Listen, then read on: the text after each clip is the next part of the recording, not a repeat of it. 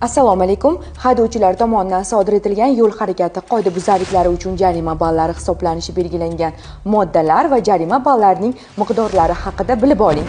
Ma'muriy javobgarlik to'g'risidagi kodeksning 125-moddasi 3-qismi haydovchilarning tormoz tizimida, rul boshqaruvida yoki ulovchi qurilmada nosozligi bo'lgan yoxud tegishli ruxsatnomasiz qayta jihozlangan transport vositalarini boshqarishi 0,3 ball. 125-modda 5-qismi foydalanish belgilangan tartibda man etilgan transport vositalarini, xuddi shuningdek davlat raqam belgisini o'zboshimchalik bilan yechib olingan transport vositalarini boshqarish 1 ball. 126-modda 1-qismi ko'zgusimon va yoki tusi o'zgartirilgan, qoraytirilgan oynali, shuningdek tevarak atrofni ko'rishni cheklaydigan qoplamali transport vositalaridan foydalanish 0,5 ball. 127-modda 1-qism tovush signalini sababsiz berish transport vositalariga uni ishlab chiqargan korxona nazarda tutmagan tovush chiqaruvchi va yorituvchi qurilmalarni o'rnatish, xuddi shuningdek ularni o'zgartirib o'rnatish 0,2 ball.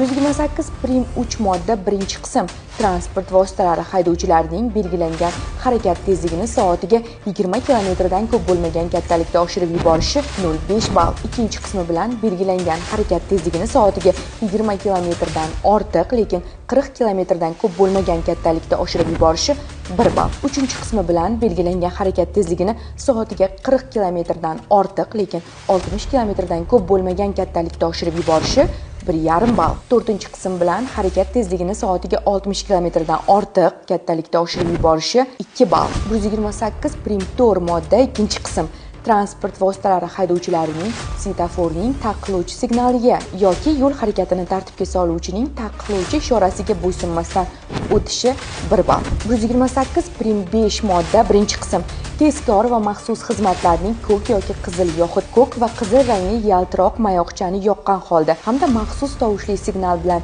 yaqinlashib kelayotgan transport vositalari to'siqsiz o'tib ketishi uchun transport vositalari haydovchilari tomonidan xalaqit berish 0,5 ball. 128.5-moddasi 2-qismi transport vositalari haydovchilarining yo'lning qarama-qarshi harakatlanishi uchun mo'ljallangan tomoniga yoki bo'lagiga yo'l harakati qoidalarini buzgan holda chiqishi, xuddi shuningdek avariya holatini yuzaga kelishiga sabab bo'lgan huquqbuzarlikni sodir etishi 1 ball.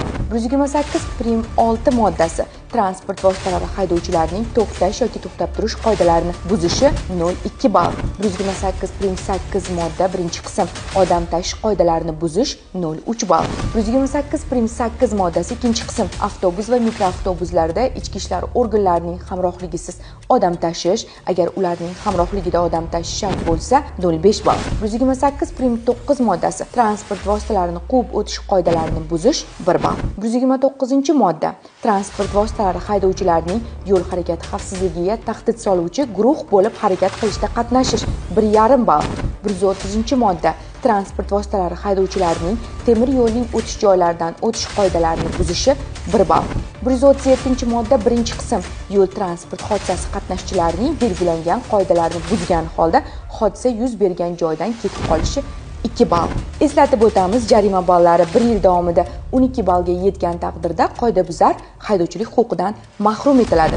Demak, bu nima degani? Siz 1 yil davomida 60 marotaba to'xtash yoki to'xtab turish qoidalarini buzishingiz yoki 8 marta yo'l harakati xavfsizligiga tahdid soluvchi guruh bo'lib harakat qilishda qatnashishingiz yoxud 12 marta transport vositalari haydovchilarining svetoforning taqiqlovchi signaliga yoki yo'l harakatini tartibga soluvchining taqiqlovchi ishorasiga bo'ysunmasdan o'tishingiz haydovchilik huquqingizdan mahrum etilasiz degani. Yo'l harakati qoidalariga amal qiling. Buni jarima ball sabab ogoh bo'lgan do'stlaringizga yuborib qo'yishni unutmang.